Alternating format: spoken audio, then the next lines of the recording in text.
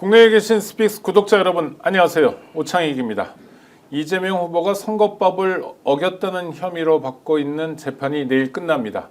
누구나 예상하듯 최종적으로 무죄가 확정될 것입니다. 그러나 이 재판 결과와 별개로 법을 왜곡해가며 오로지 야당 지도자를 탄압하는 데만 골몰했던 윤석열과 검사 독재 정권 그리고 검찰에 대한 심판은 분명하게 진행해야 합니다. 제도를 제대로 바꾸지 않는다면 우리는 매번 같은 잘못을 반복하게 될 것입니다. 앞으로 나아가기에도 아까운 시간을 같은 잘못을 반복하는 데 허비해서는 안 될 것입니다. 검찰은 해체해야 하고 수사권과 기소권은 엄격하게 서로 다른 기관으로 분리해야 합니다. 수요일 오후 1시 10분 스픽스 생방송 긴급 편성으로 찾아뵙습니다. 오늘도 최고의 전문가 두 분 모셨습니다. 탄탄TV의 김종욱 박사님 모셨습니다. 어서 오십시오. 네, 안녕하세요. 김종욱입니다. 그리고 민생경제연구소의 임세은 소장님도 모셨습니다. 어서 오십시오. 안녕하세요. 임세은 식당의 임세은입니다. 네. 건진법사 의혹을 가지고 윤석열 집을 검찰이 압수수색한다는 게 오늘 속보로 들어와 있는데요. 먼저 김 박사님, 제대로 하겠죠? 예, 저 지금 머리가 너무 떠가지고 이상해요. 네. 아니 멋있습니다. 네. 탄탄해 보입니다, 머리가. 네. 이건 탄탄하지 않은 거죠. 산발머리인데요. 뭐 제가 볼 때는 제대로 할 거라는 것보다는 심우정 다음에 이창수 여기에 대한 장악력 자체가 거의 제가 볼 때 무너진 거 아닌가라는 생각이 들고요. 아마 남부지검에서 치고 나와서 수사를 하는 것 같은데 제가 볼 때 뭐 수사 내용을 보면 저는 이게 뭐 새로운 것이 지금 나오기보다는 이미 수사가 다 된 거 아닌가 이런 느낌이 들 정도의 상황입니다. 그러니까 지금 얘기 나오는 게 윤사마 코인 여기까지 나오는 상황이지 않았습니까? 그러니까 뭐야 이게 퀸비 코인이라고 하는 걸 조사하는 과정에서 저희 건진이 불법으로 자금을 받아서 이 코인을 가지고 세탁을 했다 이런 얘기가 나오는 상황이기 때문에 저는 뭐 검찰이 모든 증거를 다 확보하고 있는 상황이고 거기에 따른 추가적인 것을 확보하기 위해서 압수수색을 진행을 했었기 때문에 뭐 이건 좀 빼박이 아닐까라는 생각이 들어서 조만간 건진뿐만 아니라 김건희도 TV를 통해서 볼 수 있겠구나라고 하는 생각이 듭니다.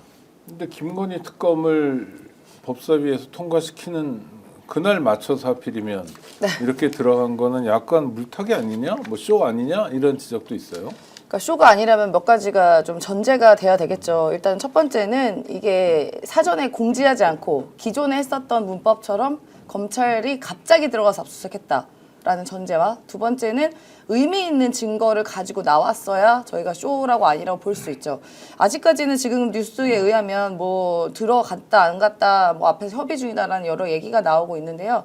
저는 반드시 압수수색의 기본을 분명히 지켜야 된다. 지금까지 해왔던 검찰의 압수수색 방식들 있지 않습니까? 네. 그걸 그대로 예를 들어서 전격적으로 밀행. 네. 갑자기 들이닥치는 그리고 정말 샅샅이 다 뒤져야 되고 당연히 핸드폰은 기본으로 가져가야 될 것이고요. 분명히 그렇게 돼야 될 것이고요. 그 다음에 저는 또 두 번째로 의심되는 게 과연 아크로비스타만 압수수색해서 되겠냐라는 겁니다. 네, 저는 분명히 관저에도 무언가 수상한 것들이 여전히 남아있을 거라고 생각이 들어요. 당연히 대통령실도 마찬가지고요. 물론 뭐 중요한 건 아크로비스타 가져갔겠지만요. 그래서 이 두 가지가 전격적으로 돼야 된다라고 생각이 들고요. 오늘 뭐 이렇게 결과가 나오겠죠? 어떻게 뭐 어떤 결과를 가지고 왔는지 보면 알겠지만 뭐 지금은 이제는 쇼를 한다고 국민이 더 이상 알아주지 않습니다. 이렇게 실질적인 성과가 나야지. 이제 그러면 기소청에 가서라도 당신들에게 무언가 우리가 믿고 맡길 수 있다라는 그런 믿음을 줘야 됩니다. 검찰청 말고 기소청. 기소청이 돼서라도 우리가 이제 신뢰할 수 있다라는 걸 보여줘야 된다라고 그나마 기소청이 유지될 수 있다 저는 그렇게 생각합니다. 그래서 말씀하신 것처럼 이제 경찰이 관저 이쪽 같은 경우 대통령실이나 이제 임의 제출을 받아버렸잖아요. 네. 그 나올 게 뭐가 있겠냐? 그럼 경찰이 받아봤자 그거 뭐 자기들이 문제가 될 만한 거 주겠냐 이렇게 말씀하셨는데, 진짜 검찰 수사가 진정성을 가지려면 말씀하셨던 것처럼 강제 압수수색을 통해서 관저나 이런 것들을 가지고 와야 되는데 경호처가 계속 그 부분과 관련해서는 설레다. 만약에 여기를 뚫어주게 되면 앞으로 계속 뚫릴 거다 이런 얘기들을 하면서 막고 있다고 얘기를 하더라고요. 그래서 어떤 형태로든지 검찰이나 경찰이 또는 경호처가 선례를 따를 것이 아니라 내란이라고 하는 매우 예를 들면 이례적인 사태를 맞이해서 이런 부분에 대한 본질적인 내용들을 확인할 수 있도록 도움을 그리고 당연히 거기에 맞는 자료를 증거를 제출하는 것이 저는 소위 공권력이라고 하는 수사기관들이 국민들에게 그나마 최소한의 잘못을 갖다가 사죄하는 가장 초보적인 행위가 아닐까 생각이 들어서 좀 그런 어떤 행위를 좀 보였으면 좋겠다라는 생각이 드는데 안 할 것 같아요. 선례라는 게 관례고요. 관례라는 건 법에 앞설 수는 없는 거잖아요. 맞습니다.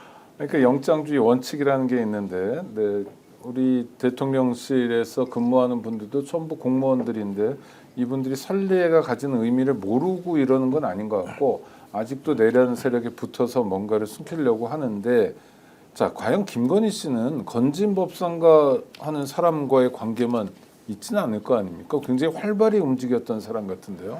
김건희 씨는 여전히 지금도 여기저기 돌아다니면서 사람들 만나고 있을 것이고요. 뭐 제가 확정은 아니니까 그냥 추정처럼 이야기를 드리겠습니다. 저 들은 얘기는 있긴 하지만요. 네. 그리고 여전히 근데 잠깐 들은 얘기 좀 해주세요. 이거 잘못 얘기하면 굉장히 고소고발 당하니까. 제가 고소고발을 김건희 씨를 통해서 여러 번 당해가지고 아, 네. 지금 조금 약간 설레가 있기 때문에 저도 고소고발 당한 설레가 있기 때문에 그 선을 넘지 않는 선에서. 예, 네. 말씀을 드리면 여전히 많은 사람들 만나고 있고 여전히 한 3대의 휴대폰을 통해서 많은 아이고. 사람들과 통화를 지속적으로 하고 있다. 그 통화의 범위는 뭐 여야를 막론한다는 얘기도 있습니다. 심지어는 그러니까 여야라고 하기도 이제 여당이 없습니다만 뭐 진보 쪽에 있는 인사랑도 통화를 하기도 하고 그리고 무속에 있는 분들 통화는 기본으로 하고 그리고 수많은 검찰과 뭐 법 쪽에 있는 사람 통화는 그냥 기본으로 깔고 가고 있다고 하는데요. 굉장히 부지런하고 활발하게 활동하고 계십니다. 근데 그 부지런히 김건희가 전화하는 걸 다른 사람들은 잘 받아주나요? 안 받을 것 같은데 요즘 같으면. 네. 그래도 이제 김건희 씨가 그러니까 인간관계에 대해서는 굉장히 또 전문가입니다. 네. 예, 사람을 잘 다루고 했던 네, 것들이 네, 있어요. 이명수 기자처럼. 네, 네. 이명수 기자처럼 이렇게 자기 편으로 만들게 하는 그런 뭔가의 기술들이 굉장히 있기 때문에 그런 관계를 대차게 끊을 수는 없는 것이거든요. 근데 일단은 통화는 지속적으로 하고 있다고는 알고 있었고요. 심지어 헌재에서 파면되는 그날까지도 통화를 했다는 것이 전언입니다. 네. 바쁩니다. 구독자 여러분 생방송으로 함께 해주셔서 정말 감사한데요. 구독, 좋아요도 함께 해주시기 바랍니다. 구독하면서는 좋아요도 눌러주시고요. 네. 좋아요 전쟁이죠. 전쟁입니까? 전쟁인지는 모르겠습니다만, 근데 김건희 씨가 혐의가 건진법사한테 통일교 통해 가지고. 그러니까 통일교가 건진법사를 통해 가지고 보냈다는 다이아 6천만 원이 넘는 그거 하나겠습니까? 아니면 굉장히 많지 않을까요? 지금 일단 명품 또 예를 들면 네. 가방을 선물했다라고 하는 얘기가 나오는 거고 그 증거를 잡았다고 얘기하는 거니까요. 뭐 제가 볼 때는 항상 김건희라는 이 인물은 자기가 가지고 있는 권한도 아니죠. 자기 남편이 가지고 있는 권한들을 행사해서 거기에 따른 이권을 갖다 계속 취득하는 것이 본인에게 상식이라고 생각하는 것 같아요. 그 정도는 당연히 받아야 되는 거 아니냐. 그래서 6천만 원짜리 목걸이에다가 명품, 그러니까 최재형 목사가 얘기했던 것처럼 명품백 갖다 주면 그거 받으면서 나랑 뭐 좀 해볼래요라고 얘기하는 식이에요. 그래서 범죄 공동체를 만들어버리는 양상들을 반복적으로 했는데 검찰이 이 정도 내용들을 흘렸으니까 다이아몬드는 팩트인 것 같고 그다음에 6천만 원짜리 다이아몬드를 잃어버렸는데 아무런 일이 없이 넘어갔다라고 하는 건 상식적으로 말이 안 되는 거고요. 만약에 잊어버렸다고 한다면 건진이 씨가 돈이 많으니까 또 사가지고라도 전달했어야 되는 건데 전달이 안 됐고 뭐 잊어버렸다고 끝난 걸로 봐서는 제가 누군가 가지고 있을 거다. 그것이 건진이 가지고 있던 아니면 김건희가 가지고 있을 거라 생각이 들고 명품백도 얘기가 나오는 거니까 대부분 뇌물성으로 받았다라고 하는 것을 검찰이 확인한 거 아닌가 생각이 들었어요. 근데 대신 이제 말씀하셨던 것처럼 핸드폰을 확보할 수 있을 것 같은데 이제 그 이전 핸드폰은 바꿨다는 얘기를 하잖아요. 11월 달에 이분들은 뭐 핸드폰을 자주 바꾸시더라고요. 그러니까 네. 11월 7일 그 대국민 그 간담회를 하고 난 다음에 윤석열이 나중에 휴대폰을 바꿨다는 얘기를 한 거니까 그 이전 같은 경우는 증거인멸을 다 했을 거라 생각이 들기는 하는데 그 이후에 핸드폰 같은 경우도 만약에 받았다면 내란 범죄 과정에서 김건희가 어떤 사람과 어떤 통화를 했는가라고 하는 건 내란의 어떤 정확한 원인이 무엇인지를 확인할 수 있는 중요한 증거 자료이기 때문에 그걸 만약에 오늘 검찰이 압수수색을 통해서 만약에 확보해 냈다고 한다면 저는 매우 검찰의 행보는 자기들의 생존을 위해서 좀 절박한 싸움을 하고 있구나라고 볼 수 있을 거라 생각이 들어요. 그렇지 않고 그냥 맹탕 사진만 찍고 나왔다라고 한다면 제가 볼 때는 검찰은 여전히 공범이구나라고 하는 것을 확인할 수 있겠죠. 아니 뭐 법무부 장관, 법제처장 이런 사람들 다 핸드폰을 바꿔버리니 그러니까. 주범격인 김건희와 뭐 대여섯 번이라도 바꿨겠죠. 한번 수사 결과를 지켜봐야 될 텐데 저는 그러니까 지금 국회에서 김건희 특검법을 다시 추진하고 있고 네. 이게 지금은 안 되지만 한 달 후에는 될 거 아닙니까? 바로 되겠죠. 네. 거부권 행사 안 할 겁니다. 그러니까 네, 다음 네, 대통령은 네, 당연히 네. 그것 때문에 참 지금 이상하죠. 네, 그것 때문에 물타기 하는 거 아닌가, 쇼 하는 거 아닌가, 뭐 이런 생각이 자꾸 들어요. 그러니까 이게 바로 가장 큰 문제가 저는 바로 이거예요. 물론 검찰에 계신 분들 중에서 굉장히 성실하고 그 법과 원칙에 충실하신 분들도 분명히 계실 겁니다. 그런데 우리가 그동안에 있었던 뭐 여러 가지 말도 안 되고 비상식적인 일들을 겪었잖아요. 예를 들면 뭐 지기현 판사 일이라던가 네네. 그 효과가 너무 큽니다. 예를 들어서 이런 것 때문에 검찰에 대한 신뢰가 너무 많이 무너졌어요. 그러니까 그동안 있었던 뭐 이재명 이제 후보죠. 이재명 후보 관련된 정치 보복성 수사라던가 야당에게만 유난히 탄압적인 것들 그리고 이해할 수 없는 재판들 김건희만 쏙쏙쏙 피해가는 이른바 촉법 여사 맞춤형 법 적용이라던가 이런 걸 봤을 때 아예 국민의 신뢰는 무너졌죠. 검찰에 대해서. 그러니까 무신분립이라고 해가지고 신뢰하지 않는 그런 나라는 존재할 수 없다라는 것처럼 검찰도 이제는 국민이 더 이상 신뢰를 하지 않으니까 법대로 하고 원칙대로 해도 설마 이상한 거 있는 거 아니야? 설마 또 이상한 또 헛짓거리 하는 거 아니야? 또 뭔가 뒤에 있는 거 아니야?라는 의심을 지을 수가 없는 겁니다. 그렇기 때문에 오히려 다음 정권에서는 검찰 개혁 더 나아가서는 이 검찰을 그 이른바 기재부 아래에 그 있는 외청 같은 통계청 무슨 뭐 그런 청 같이 아예 법무부 산하에 기소청 이렇게 분리를 해야 되는 것에 대한 국민의 신뢰가 국민의 동의가 훨씬 더 커져버린 겁니다. 그러니까 이번 건도 모르겠어요. 진짜 실제로 우리가 마지막 남은 칼을 김건희, 윤석열 이 내란숙의 부부한테 한번 둘러보자라는 그런 의지의 표현이면 다행일 수 있겠지만 혹여나 또 다른 생각을 한다면은 이제는 진짜 검찰은 정말 문 닫고 건물 무너뜨려야 되는 상황까지 온 것입니다. 제가 아는 그 전직 경찰관 뭐 고위직까지 지낸 분인데 어제 제보 전화를 해서 그 관봉 5만 원권 있잖아요. 그 비닐로 쌓여져 있는데 5천만 원. 네. 네, 비닐이 지문이 제일 잘 묻는데요. 종이보다도. 그러니까 검찰이 그 비닐에서 지문을 채취했냐 요거 하나만 따져보면 된다. 그보다 훨씬 간단한 방법이 있습니다. 저는 사실 관봉을 봤어요. 예전에. 저는 깜짝 그 놀라가지고. 관봉 말고. 네네. 네, 김건희가 어떻게 또, 이게 여러 길을 타시나 보다. 예전에 제가 한국은행에서 네, 잠깐 네, 근무한 네, 적이 네. 있어가지고 이제 관봉을 이제 연수 때 약간 살짝 본 네, 적이 네, 있는데요. 네. 이게 시간대별로 누가 어떻게 나갔는지가 기록들이 다 그렇겠죠. 있거든요. 네. 근데 보니까 지금 건진의 관봉에 그 발행자 이름, 날짜, 시간까지 다 나와 있어요. 그 시간 추적해서 누가 가져갔는지 확인하면 됩니다.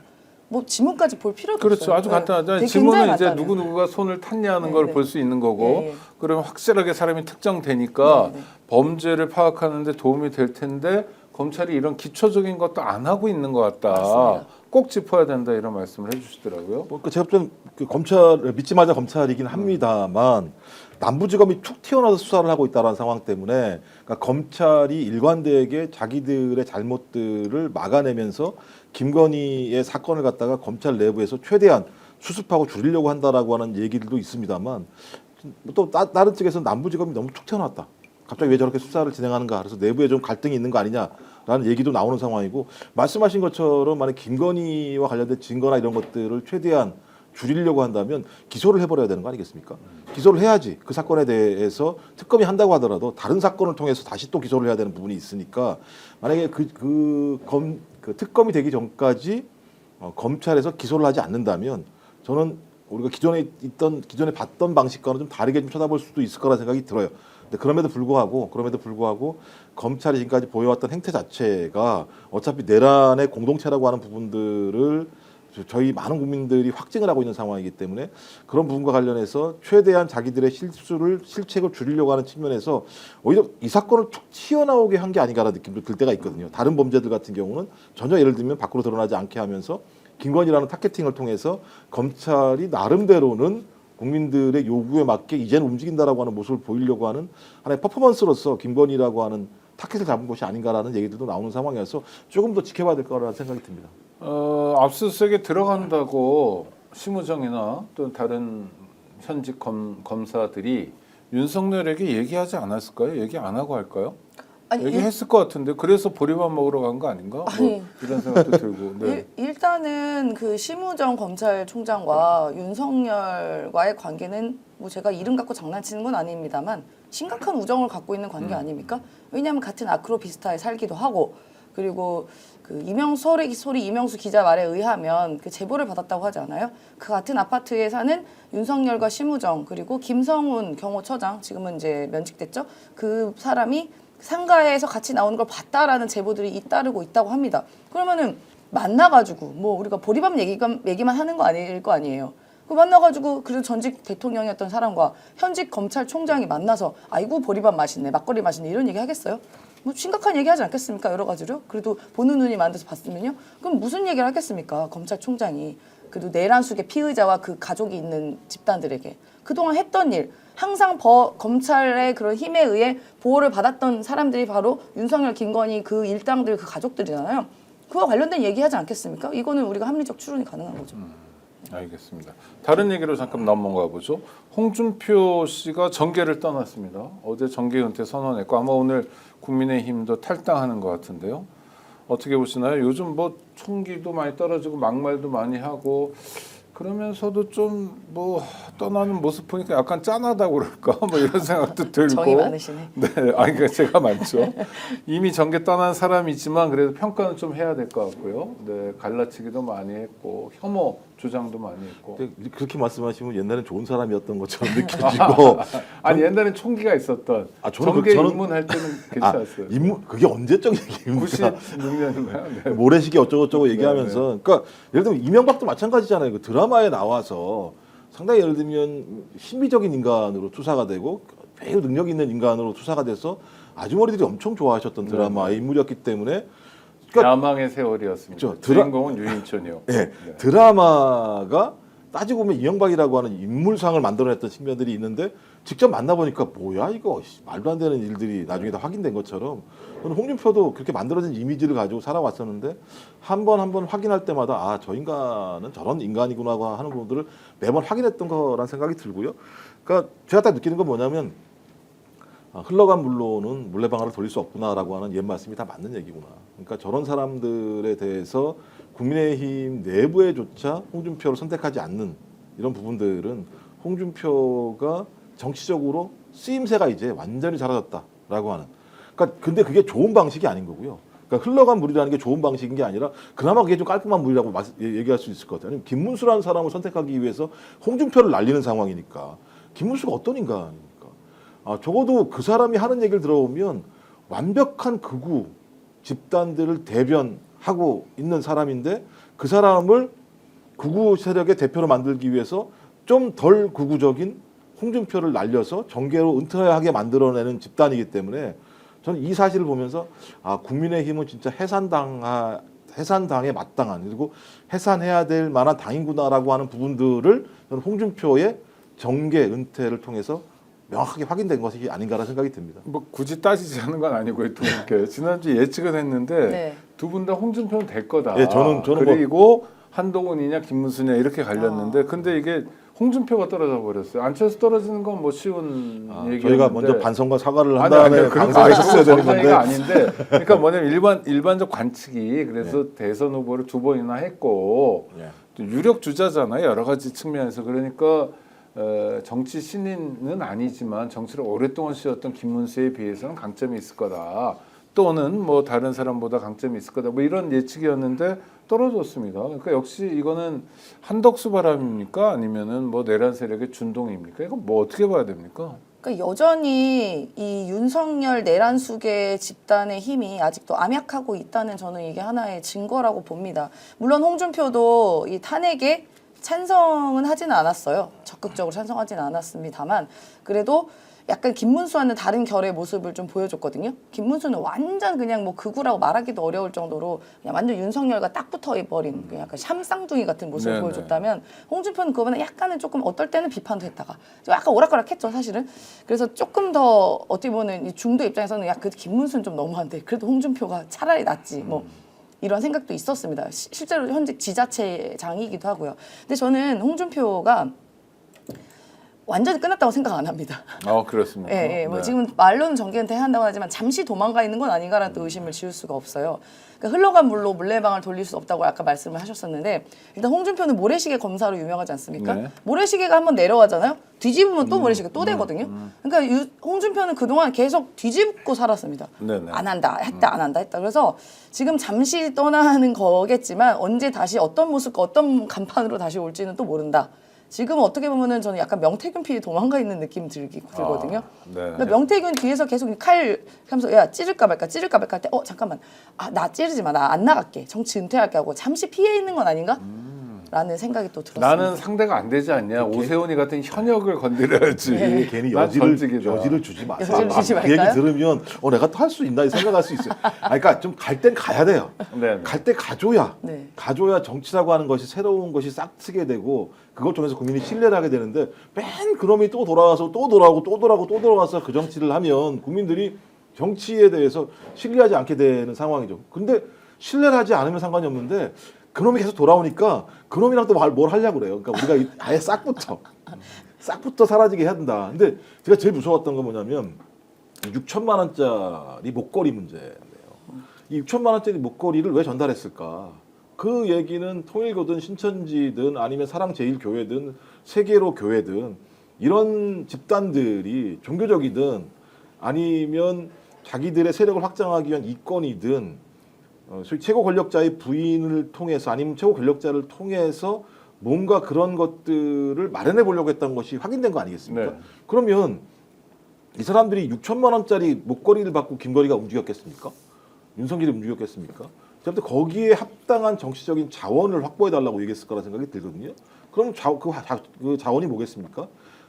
소위 여기에 있는 사람들이 국민의힘에 당원으로 입당을 해서 그 내부에서 굉장히 중요한 어떤 힘들을 발휘하는 것들을 생각해서 그런 일이 왔다 갔다 했다는 생각이 들기 때문에 저는 이게 있기 때문에 한덕수를 내세워서 단일화를 하고 그 단일화를 통해서 한덕수를 최종적인 국민의힘 또는 극우 진영의 후보로 만들어냄으로써 자기들이 이 내에서 중요한 순간에 숨을 수도 있고 아니면 재기를 할 수도 있는 발판을 만들려고 했다라는 측면에서는 저는 이건 매우 예를 들면 안 좋고 음흉하고 우리 정치에 매우 예를 들면 어떤 암적인 존재들이 지금 활개를 치고 있다라는 생각이 들어서 저는 뭐 계속 우리 저기 임 소장님하고 마찬가지입니다만 아직까지도 저는 한덕수가 나오지 않을 거라고 하는 생각을 하기는 합니다만 최근 정황을 보게 되면 야 왜 이렇게 난리를 치지? 그 이후에는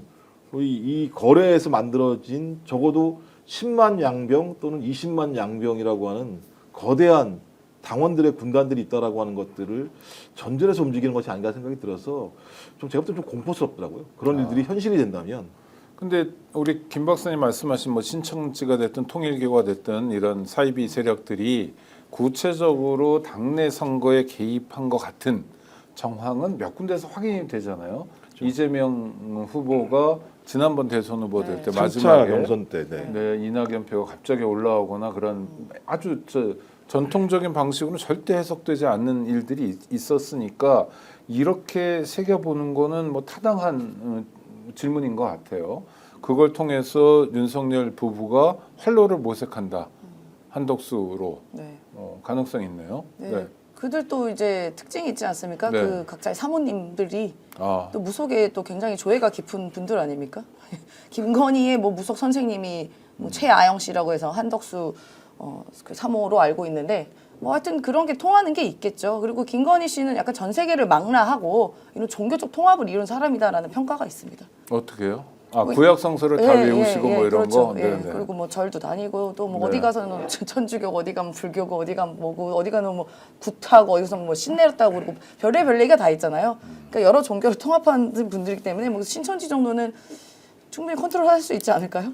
그런데 국민의힘 당원들 입장에서도 그래도 그 당이 역사와 전통을 자랑하는데 김문수 한동훈 이렇게 둘 뽑아놓고 만족할까요? 좀 아련하지 않을까? 김문수는 기억나는 게 턱걸이밖에 없는 것 같고 무슨 정책도 없고 뭐 그런데 한번 그래도 정색하고 평가를 해주신다면 김문수 후보 저는 탑2 그걸 떠나서 턱걸이 갑자기 그 누구죠? 한동훈은 자기가 30개 한다고 석거리를 얘기했다고 그러는데 석거리를 30개 할 정도면 제가 또 운동선수인데 그럼 운동선수를 하지. 그러니까 온갖 거짓말 덩어리들이어가지고요. 김문수도 마찬가지입니다만 김문수라고 하는 인물의 존재감은 전 하나도 없다고 생각이 들어요. 그냥 내란 과정에서 파생된 파생 상품 중에 하나였는데 그 파생 상품이 그나마 윤석열과 가장 가까운 어떤 정체성이나 색깔을 보였었기 때문. 근데 그렇다고 해서 또 윤석열을 엄청나게 옹호하지도 않았어요, 진짜 따지고. 그냥 그 자리에서 그 국회 네, 일어나지 않은 거. 그거 하나를 제외하고는 윤석열을 위해서 싸운 것도 제가 볼 때는 없어요. 그리고 그걸 위해서 보호하기 위해서 또 아니면 자기 극우 세력들 집단의 중요한 가치를 위해서 얘기한 적도 없었어요. 그냥 흘러 왔는데 그냥 됐어요. 그러니까 제가 볼 때 평가할 게 없어요. 김문수를 뭘로 평가할 수 있죠? 이 과정에서 저는 그냥 내란의 우두머리였던 윤석열의 생각과 가장 일치하는 사람이 누군가 막 집어봤더니 그나마 김문수더라. 그 상징 아까 말씀하셨던 것처럼 네. 일어나지 않은 자. 야, 저자만이 유일하게 윤석열과 싱크로율이 100%야라고 생각했던 사람들이 그런 윤석열의 아바타로서 김문수를 지지하는 것이지 김문수 개인? 아마 국민에 가서 물어보십시오. 김문수가 어떤 힘이 있는지 조직이 있냐 세력이냐 물어보시면 김문수가 무슨 조직이 있어. 김문수가 무슨 세력이 있어. 뭐 거기 가서 물어볼 정도로 그렇게 아, 많이 예. 궁금하지는 않은데 아니 우리 저 평론가 임세연 말고 네. 민생경제연구소장님께 드리는 겁니다. 저는 네네. 그 국민의힘 경선 과정에서 가장 끔찍했던 장면이 뭐였냐면 홍준표가 한동훈에게 국가 예산 물어볼 때 아. 한동훈이 350조라고 그랬다가 600조로 600조 뭐 이렇게 와 정말 놀랐거든요. 아니 왜냐하면 장관을 했잖아요. 당대표도 했습니다. 그렇죠. 모를 게 따로 있지. 네. 아니 어떻게 국가 아니, 예산을 액수까지 몰라요.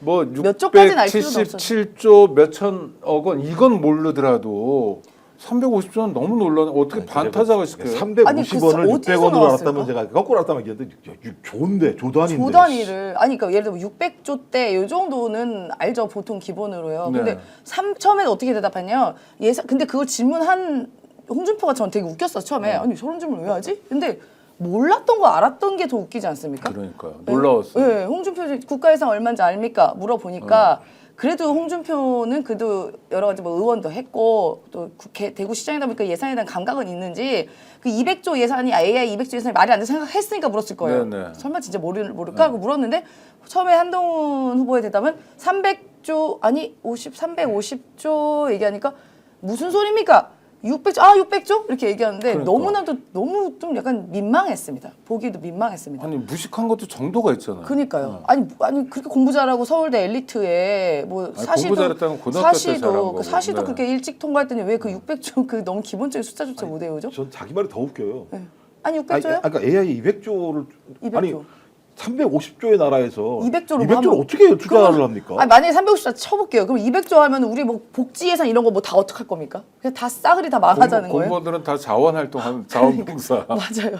일단 제가 나라가 블랙아웃 돼요. 군인들 예를 들면 뭐죠? 그 볼펜 들고 나가 싸워야 되는 상황이에요. 그 정도 상황이 되면 국방비 어떻게 그 조달을 합니까? 말도 안 되는 얘기죠. 그다음에 노인분들 같은 경우 노인 복지 예산 얼마나 많이 가서 늘어날 수밖에 없는 건데 그거 깎아야죠. 그러면 학교 예산 그러니까 애들부터 노인까지 사회적 약자들은 손가락 빨면서 살아가는 세상을 만들겠다라고 하는 얘기밖에 안 되는데, 그러니까 자기가 똑똑하면 200조를 얘기했으면 예산을 350조를 얘기한다라고 하는 게 자기 스스로가 바보 같은 생각을 하고 있는 거죠. 맞습니다. 멍청한 거죠, 제가 볼 때. 그 정도면 서울대 멍청이들. 차라리 천조라고 얘기하든가.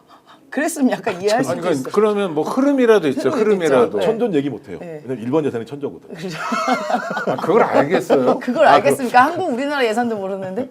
아니 그러니까 너무 터무니없고 실력이 없어도 어느 정도가 있잖아요. 네.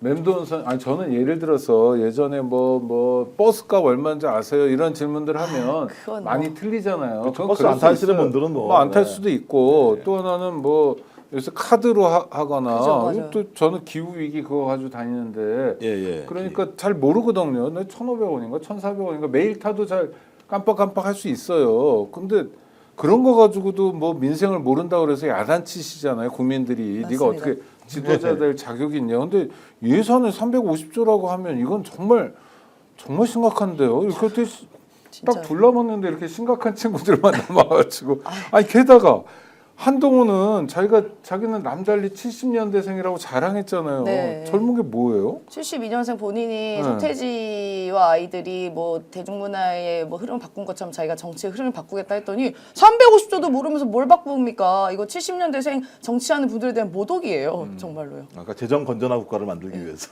아니 대전 정부는 돈을 안 쓴다 무조건. 예를 들어 반으로 뚫립니까, 아무리? 우리는 빚을 다 갚을 거야. 국민들이 힘들고 어렵더라도 아무 상관없어. 우리는 빚만 없는 나라 만들 거야. 이 정도가 아니고서야. 350조 국가가 되려면 IMF 같은 거 한 3번 맞아가지고 네. 국민들이 정말 박살나거나 아니면 이제 세금을 나라를 안, 세금을 안 그냥 걷거나. 작살 나는 거죠. 세금을 안 걷어 그냥. 결국 재정 건전은 확실하네. 재정 국힘에서 건전. 최종 후보는 누가 됩니까? 두 분. 아, 저는 앞으로 말 안 할래요. 아니, 맨날 해보세요. 틀리니까 이거. 아니 저는 유일하게 이번 틀렸습니까? 근데 네. 확실히 틀릴 수밖에 없는 게 제가 애정이 없으니까 틀린 것 같아요. 제가 그 전에 뭐 이재명 대표 관련된 거는 다 맞았거든요. 네. 뭐 8대 0도 맞았고 다 맞았는데 이거 국민의힘은 사실 관심도 없고 애정도 없으니까 그냥 소위 말하면 뭐 그 열심히 뛰시는 분들께는 죄송한 말씀이 있지만 그냥 아무나 되라. 네. 뭐 어쩔 건데 뭐 니들이 그래서 아무나 아무나가 누굴까요? 김문수겠죠. 뭐. 김문수가 된다. 예, 예. 네. 우리 김 박사님은요? 아, 저는 이제 예를 들면 그냥 그나마 좀 차악이라고 생각한다면 그래도 내란에 대해서 내란은 옳지 않다고 한 자가 이재명 후보의 경쟁자가 되는 것이 상식적이지 않을까라는 생각이 들긴 하는데 내부 구조를 보면 아까 김문수는 계속 건재한 거잖아요. 그리고 어디 일부에 의하면 김문수가 1등을 했다 이런 얘기도 나오는 네. 상황이어서 그렇다면 김문수가 1등할 수 있는 그 가장 근저는 뭘까?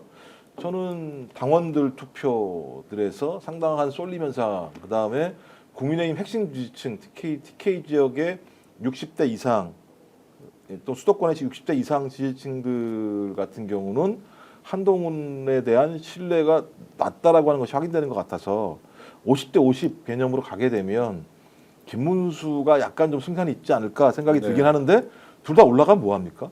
저는 계속 한덕수가 나오지 말아야 된다, 나오지 않을 거라고 생각합니다만 한덕수가 출마 선언하는 순간 둘 다 아무것도 안 될 거라는 지금 흐름 자체가 만들어져 있기 때문에 저는 뭐 기본적으로 지금 구조상은 김문수가 될 가능성이 조금 높다고 생각이 들기는 네, 두 분 다 합니다. 김문수를 꼽아주셨고요. 지금 아, 또 김 틀리면 박사님- 어떡하지? 아니 뭐 남의 얘기인데요. 어때요? 제가 최근에 사실 누가 돼도 상관없지 제가 않아요? 판판이 떨어져 이번에 안 맞아가지고요. 아, 네, 아니 김문수가 된다고 치고 네. 그럼 지금 말씀하신 것처럼 이제 아주 복잡하게 12에서 8, 8에서 4, 4에서 둘에서 하나 가지고 또 플러스 하나 뭐 이런 거잖아요. 지금 얘기 나오는 네, 건.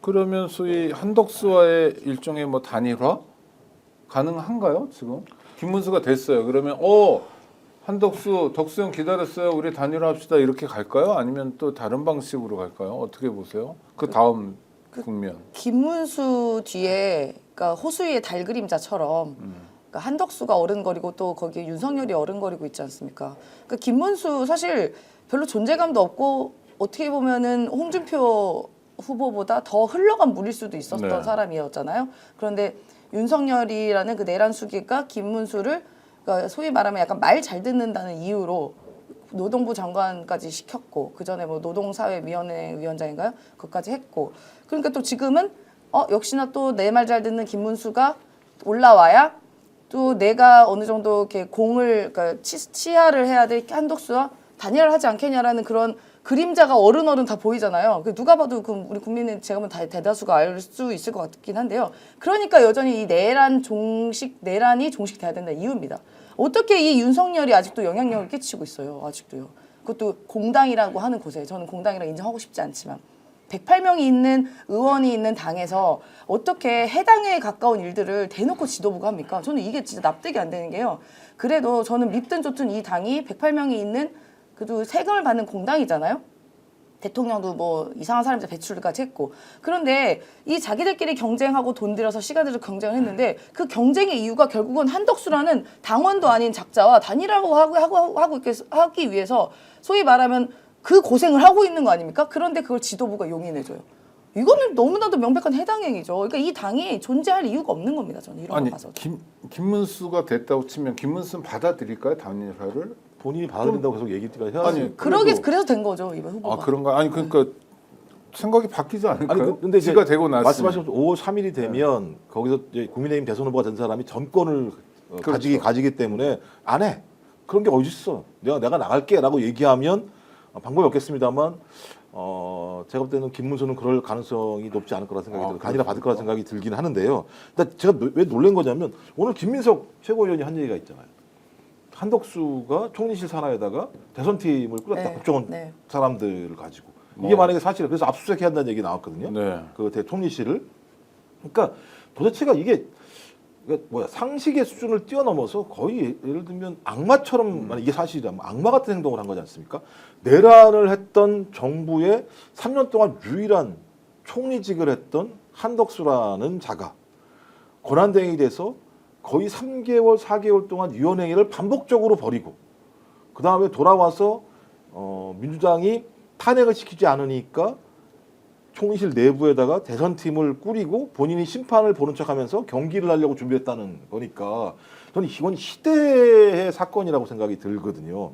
근데 그렇다고 치더라도 이게 일정이 나오나 그런 거 일자가 나오나? 5월 3일 날 국민의힘이 대선 후보를 선출하면 5월 4일부터 이제 일정이 시작되는 거 아니겠습니까? 네네. 그러면 5월 4일 바로는 토론회 한 번 같은 못할 테니까 5일이나 6일 이런 데 토론회를 한번 해야 되잖아요. 그냥 할 수는 없잖아요. 그러면 6일 정도 한다고 치고 7, 8 미리 준비해야 되니까 8, 9일 날 여론조사 이틀 해서 9일 날 발표하고 11일 날 등록한다는 얘기인데 이게 무슨 예를 들면 이런 식으로 단일화를 하면 국민들을 완전 바보로 하는 거고 국민들을 배신하는 행위인 거죠. 그러니까 윤석열은 내란으로 국민을 배신한 행위 때문에 파면을 당했는데 지금 국민의힘과 한덕수가 하는 행위는 선거 과정에서 이 보수층들의 후보를 내는 과정에서 완벽하게 국민 또는 보수층 배신 행위를 하고 있는 상황이기 때문에 이걸 그냥 내버려 둬야 되나? 우리 스픽스 구독자들이 지금 설문조사를 해주시고 계신데요. 김문수가 75%포인트, 한동훈 25%, 김문수가 압도하고 있습니다. 그래서 김문수가 후보가 될 거고 김문수와 한덕수 간의 단일화도 이루어질 거다. 우리 임 소장님. 단일화를 위해서 김문수가 사실 어떻게 보면은 미끼로 나온 거죠. 미끼. 네. 한덕수라는 물고기 잡기 위한 미끼로 저는 김문수가 나왔다고 보고요. 이미 자기들끼리 그런 식의 합의가 다 됐을 거라고 봅니다. 김문수를 내려보낸 이유가 야 나중에 한덕수랑 단일화할 거지? 오케이. 그럼 너 밀어줄게. 라는 거밖에 저는 해석이 안 됩니다. 그럼 그리고 하나 더 가면 국힘의 최종 후보가 누가 되는 거예요? 국민의힘 최종 후보는 나중에는 이제 한덕수가 윤석열처럼 하겠죠. 물론 그 당시 윤석열은 당에 들어와서 경선을 하긴 네네. 했습니다만 지금은 저는 이 국민의힘이 철저하게 윤석열이라는 사람을 위해 도구로 쓰여지고 있다밖에 생각이 안 됩니다. 그럼 한덕수가 최종 네. 후보가 되는 거예요? 네, 그러기 위해서 나온 것 같아요. 김 목사님도 그렇게 생각하세요? 그러니까 제가 이제 계속 말씀드리기가 아니, 왜 어려워요. 틀리는 재미도 매번 있어요. 틀려서 네. 저는 한덕수가 못 나올 거라 생각했어요. 네. 저도 못 나온다 얘기했었어요. 예. 원래는. 근데 근데 지금 상황을 보면 이게 뭐지? 왜 이런 일이 벌어지지? 근데 지금 막 흘러나오는 얘기가 그러니까 이제 김민석 최고위원이 무슨 얘기를 했냐면 오불가론을 얘기했었잖아요. 네. 한덕수가 안 되는 5가지 이유가 내주 의무방 그래서 내란 주술 의리 없다, 무능하다, 방탄이다 이렇게 5가지 방탄은 얘기했는데 내란 범죄에 대한 자기. 예. 네. 근데 지금 또 다시 나가야 되는 얘기가 그러니까 오출마론이 나온다는 거예요. 네. 오출마론 이게 뭐냐 호불 경계 명이래요. 어려워 너무. 호가 호남. 그다음에 이 불었다 바람 이렇게 하면서 이제 빅텐트 바람이 불었다. 네. 그다음에 경제 한덕수는 경제는 잘한다. 아이고 그 거짓말 그다음에 아닙니까? 개헌한다. 네. 그러니까 임기단축 개헌을 얘기하는 겁니다. 그다음에 근데 이게 재밌어요. 명리학은 전통문화다. 주술 아니다. 근데 이런 얘기들이 또 돌아다녀요. 이런 걸 보면서 야 이거 진짜 심각하구나. 심각한 상황이구나. 그리고 이 정도가 흘러나온다면 한덕수 같이 예를 들면 그 미끌미끌한 장어가 뭘 믿고 나올까라고 생각했을 때는 뭔가 명확하게 믿을 만한 것들에 대한 증거를 자기가 갖고 있는 거 아닌가? 그러니까 두 가지겠죠. 자기가 내란의 범죄라고 하는 빼박의 증거가 있거나 아니면 내가 나오면 국민의힘의 후보가 될 거라고 하는 명확한 증거가 있거나 둘 중에 하나가 있지 않고서는 저는 한덕수가 나오지 않을 거라고 생각했었던 거거든요. 네네. 앞에 건 모르겠습니다.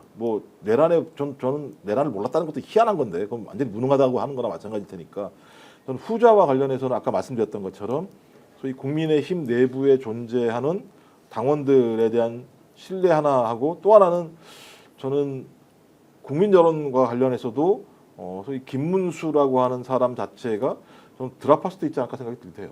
어느 순간에는. 그러니까 저희가 뭐 예측하는 게 무의미하고 사실 의미도 더 없다고 생각하는데 저는요 김문수가 이제 최종 후보가 되잖아요. 경선도 안 할 겁니다. 한덕수로 단판 할 겁니다. 단판으로 한덕수로 추대할 거라고. 뭐 여론조사 이런 방식도 안 하고 네, 그렇게 그냥, 안 하고 네. 그냥 단판에서 그냥 시간도 없거니와 그런 식으로 김문수는 그렇게 해서 사라질 것이고 뭔가 또 조건을 받겠지만 그래서 한덕수로 단일화하고 단판으로 끝날 것이다라고 생각이 듭니다. 그리고 그것도 근사하게 들리네요. 네, 네. 그리고 이제 여의도 캠프 같은 경우는 이미 차렸다고 해요. 한덕수가 나경원이 쓰던 대로. 아니 근데 그런 게 하나의 근데 시그널이잖아요. 그건 근사한 게 아니고요. 네. 쓰레기 같은 겁니다. 아니 지들 수준에서 자기들은 엄청 멋있다고 할 겁니다. 단판 졌다는 거면서. 그래서 이제 드랍을 말씀드렸던 건데. 아니 근데 그 웃긴 거잖아요. 국민들은 담이 오죠. 5대 장점 중에 호남 같은 건 불리한 거 아니에요? 이 사람 고향도 왔다 갔다 한 사람이고 자기 호남 출신이라고 썼다고 막 승질 내고 그랬다는 기자한테 전화해가지고 나 호남 아니고 서울이다. 뭐. 아니요, 그거는 이제 그 보수 정권일 때요. 진보 정권일 때 나 호남, 아니 DJ 때는 호남이라고 나 호남입니다. 뭐 네네. 이런 건데 아니, 지금 그러니까 지금 상황에서 호남 사람들이 그런 거 좋아한대요. 아니 확장성이라는 측면에서는 얘기할 수 있겠죠. 자기 입장에서는 왜냐하면 이제 TK 중심이라고 하는 고립돼 있는 흐름이 지금 있는 거잖아요. 네네. 국민의힘 같은 경우가 난 아니야. 나는 고립돼 있지 않아. 나는 호남 출신이야. 난 확장성이 있어. 이런 얘기 할 수 있고 그다음에 나는 경제를 잘해. 좀 되게 웃긴 거죠. 3년 동안 경제 말아먹고 아니 나서 그렇게 그래서 아니 말이 안 되는 얘기인데요. 내란의 적극적 가담자 그럼요. 아닙니까? 아니 그렇게 막 열심히 해가지고 호남에서 도지사도 지냈던 이낙연 씨인가 하는 네, 사람 네. 있잖아요. 거기도 또. 그런 사람까지 불러 모은다고 이게 확장성이 있나요? 그거 아니, 나와요? 근데 사실 아까 언급되신 그 모든 분들은요 이미 네. 역사의 뒤안길에 이미 처박혀진 분들이에요. 근데 이제 와서 이제 내란 세력과 동조해서 한다는 것 자체가 호남 분들에 대한 저는 모독이라고 보고요. 뭐 빅텐트 자꾸 이야기를 하는데 그냥 가면 빈 텐트입니다. 빈 텐트.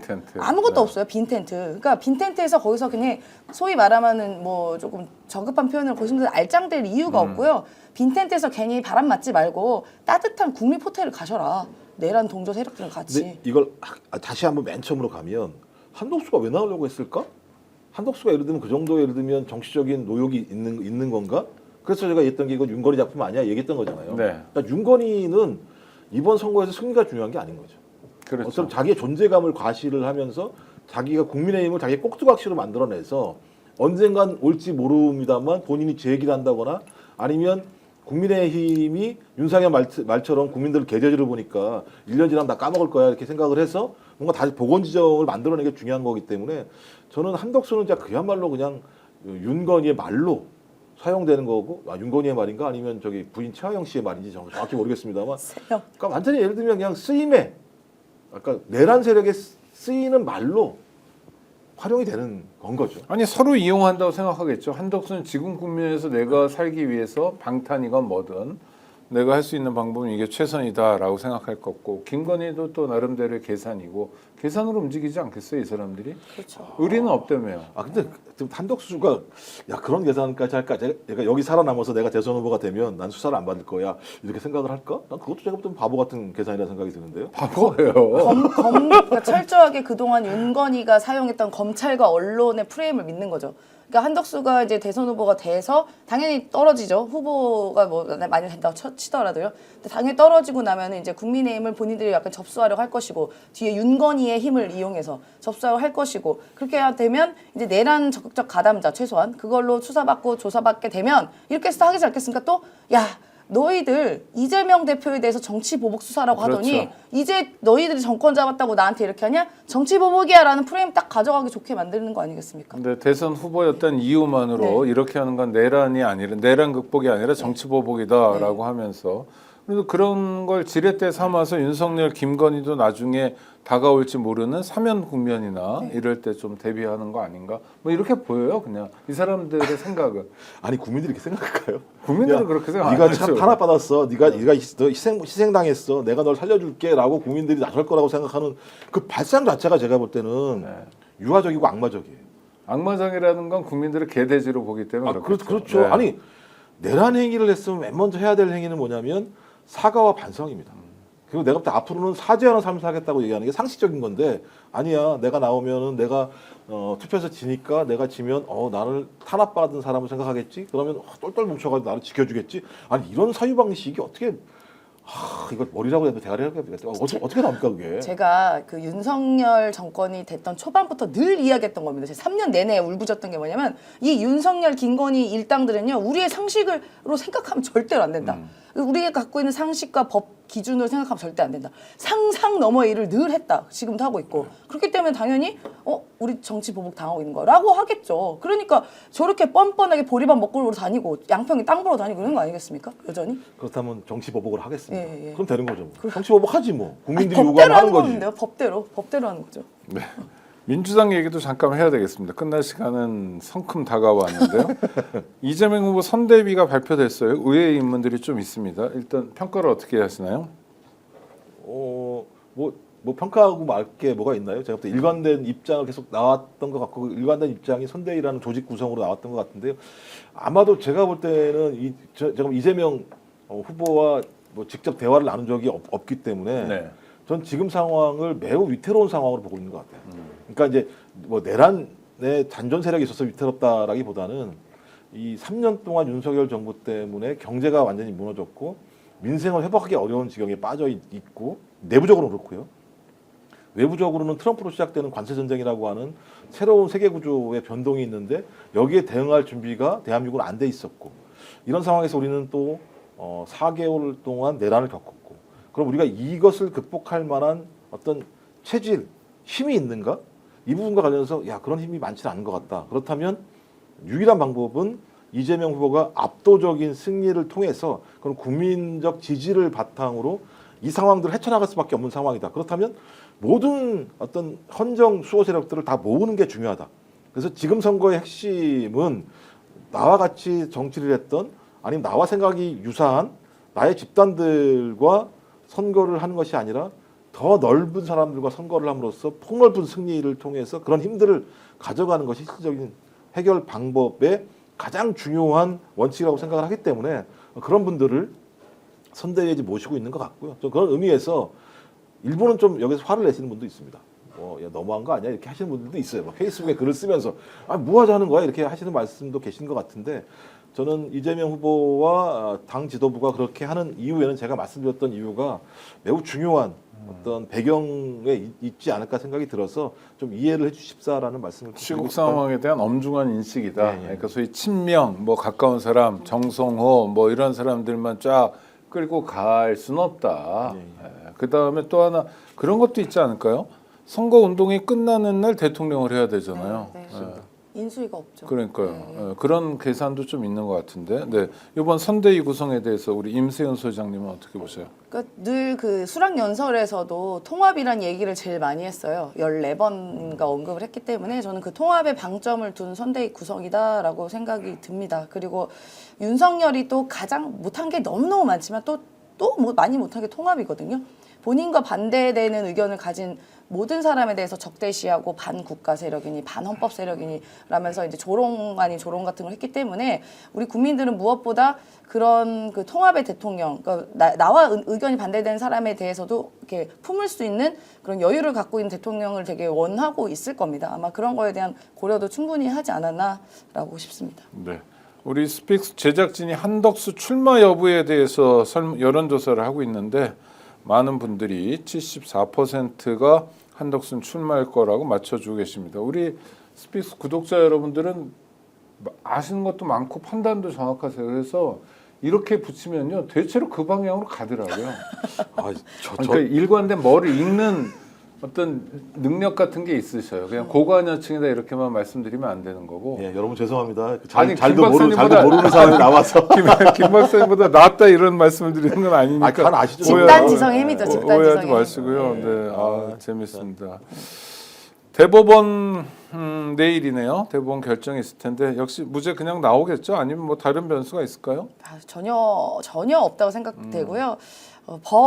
많이 아시는 분은 뭐 저는 법 전공은 아닙니다만 이거 네. 상식적으로 이렇게 선고를 기일을 결정하고 9일 만에 이 대법원 전원 일치 판결이 나올 수가 없습니다. 심지어 이제 항고심, 재심 같은 경우에는 판결물이 매우 촘촘하게 단어 하나하나를 1심을 반박을 해놨기 때문에 만약에 뭐 예를 들어 어떤 극우 우파들은 요만큼의 희망을 만약에 가져보겠지만 쓸 시간이 안 된다. 네, 쓸 시간도 안 되고 볼 검토할 시간도 안 되고 자료를 만들 시간도 안 됩니다. 이거는 네. 명백하게 그냥 상고 기각. 내일 이제 3시죠? 네, 생중계한답니다. 네, 3시에 생중계를 하는 걸 알고 있는데요. 이거 10분도 안 걸릴 겁니다. 딱 들어서서 그 대법원 분들 쫙 앉아 계시면 대법관들 앉아 계시면 네, 인사하고 자, 주문한 다음에 상고를 기각합니다로 간단히 끝날 문제라서 몇 마디 하겠죠. 간만에 텔레비 카메라 앞에 쓰니까. 몇 마디는 하시겠지만 그래서 많이 국민들께서 걱정하시는 부분도 충분히 있을 겁니다. 이게 바로 지귀연 효과입니다. 네, 지귀연 효과 때문에 뭐 설마라는 것에도 뭐 우려는 하시겠지만 절대로 0.00001%도 그럴 일이 없고 상고를 기각한다라고 말씀드립니다. 그런데 그냥 걱정이 아니라 정말 별의별 일이 다 일어나는 대한민국이기에 그런 용어도 아마 이번에 처음 들으셨을 텐데 파기자판을 해가지고 내일 유죄를 확정한다. 그러면 당장 그 자리에서 이재명 후보의 피선거권은 박탈되는 거거든요. 그런 큰일 아니냐. 근데 뭐 양형 판단을 할 수 없는데 자기들이 그렇죠. 예를 들면 불가능한 무죄로 일이죠. 그러니까 형에 대한 내용이 없는 무죄인데 네. 양형을 판단할 수 없는 자기들이 아니 대법관들은 더 잘할 거 아닙니까 거기에 대해서. 근데 갑자기 아니, 그러니까 그런 일을 한다는 거예요. 그러니까 내일 아니 그 더 재밌는 건 네. 그 얘기 맞아요. 나오잖아요. 6개월 전에 대법관 중에 3명인가 4명이 야 이런 이유로 이건 무죄야라고 하는 동일한 논리를 가지고 이재명 네, 후보의 정치자. 2심에 대해서 무죄라고 판단을 했는데 그 중에 있는 4명이 앉아가지고 내가 6개월 전에 판단한 건 잘못된 거야라고 얘기를 하면서 파기자판을 할 수 있다라고 하면 제가 볼 땐 그 순간 저는 대법관들 다 잘라야죠. 아니 그러니까 다 탄핵해야 저는 가능성이 제로라고 생각하는데 아니요. 그래도 걱정하시는 분들. 그러니까 제가 말씀 네. 기사에- 만약에 정말로 기사에 상처받지 마십시오. 기사에 농락당하지 마십시오. 맞습니다. 그런 일은 발생하지 않을 건데 네. 기자들도 글을 쓰다 보면 제가 무조건 이건 무죄라고 쓸 수 없으니까 무죄도 있고요. 그다음에 유죄 판정, 네, 유죄 파기환송도 있고요. 파기환송도 있고요. 그다음에 뭐 자기들 스스로가 갑자기 유죄를 줄 수 있다라는 얘기가 있긴 하지만 그건 소수고요. 막 이렇게 막 나와요. 결론적으로. 근데 제가 볼 때는 5월 1일 날 한다는 건 대법원도 이걸 털고 가고 싶다라고 하는 판단 하나와 그다음에 헌재로부터 뺏긴 자기의 명예를 자기의 신뢰감을 부분적으로라도 이걸 통해서 조금이라도 좀 살려보고자 하는 애처로운 몸부림 정도로 이해해 주시면 그러면 좋을 것 이재명 같습니다. 후보가 대선에 출마하지 못할 가능성에 대한 대비는 필요 없다. 아니 그런 대비를 할 이유가 없다. 없고요. 네. 그러니까 대법원이 그 이른바 우리 김종욱 박사님 얘기하신 것처럼 그냥 존재감 과시하는 겁니다. 그 대선 전에 야 우리 대법원도 있어. 사실 그 대법관 분들이 헌법재판소를 조금 아래로 본다는 네네. 경향이 있다고 해요. 왜냐하면 사실 그러니까 헌법재판관 임명에 대법원장이 임명하는 것도 있잖아요. 그러니까 우리가 임명하는 헌재인데 우리가 여기보다 존재감이 없으면 안 되지. 대법원도 있어 대선에라는 걸 존재감 과시라고 보고 뭐 이재명 후보 대선 출마 못하는 일은요 그냥 간단하게 말씀드리면 김만배 누나가 윤석열 아빠 집 사는 확률보다 낮습니다. 그게 어떤 확률인지 모르겠지만 그냥 그거는 불가능하다는 얘기죠, 카르텔이고요. 네, 불가능하다. 들으신 바와 같습니다. 걱정은 많으시겠지만 그럴 가능성은 전혀 없습니다. 그럼에도 불구하고 대비해야 되지 않냐라는 목소리에 경청할 거고요. 아마 그거는 당사자가 제일 많이 고민하고 또 민주당에서 많이 고민할 겁니다. 어떤 문제가 생기든 간에 제2, 제3의 카드도 다 준비했을 거고요. 그런 거기에 문제는- 대비할 수 있는 네. 가장 좋은 방법은 내란 세력을 응징하기 위해서 우리가 표로 그것을 갖다가 드러내 보자라고 하는 여러분들의 말씀과 여론, 민심이 저는 가장 강력한 무기라고 생각을 합니다. 네, 그렇죠. 표는 찍어야 표가 됩니다. 맛이 그래서, 나죠. 네, 맛도 나고요. 찍지 않으면 무의미하니까요. 그래서 우리 국민들이 앞으로도 34일 동안을 긴장하고 살아야 되는 게 좀 답답합니다. 그렇다고 새로운 정부가 출범하고 나서 그 긴장을 풀 것도 아닌 것 같습니다. 하여튼 내내 긴장하고 내란 세력을 완전히 척결할 때까지 그들 말대로 수고할 때까지는 긴장을 풀지 않아야 될 것 같은데요. 그러기 위해서 저희 스픽스와 함께 해주시고요. 우리 구독자 여러분들 알고 계시죠? 구독해 주시고 또 좋아요로 성원해 주시기 바랍니다. 그럼 스픽스는 언제나 더 좋은 방송으로 여러분 곁에 있도록 하겠습니다. 오늘도 함께해 주셔서 감사하고요. 김정욱 박사님, 임세훈 소장님께도 감사드립니다. 구독자 여러분 감사합니다. 고맙습니다. 고맙습니다. 오늘 방송 어떠셨습니까? 마음에 들었다면 구독, 좋아요로 스픽스를 응원해 주십시오. 여러분들의 구독, 좋아요는 가장 큰 힘이 됩니다. 스픽스 구독, 좋아요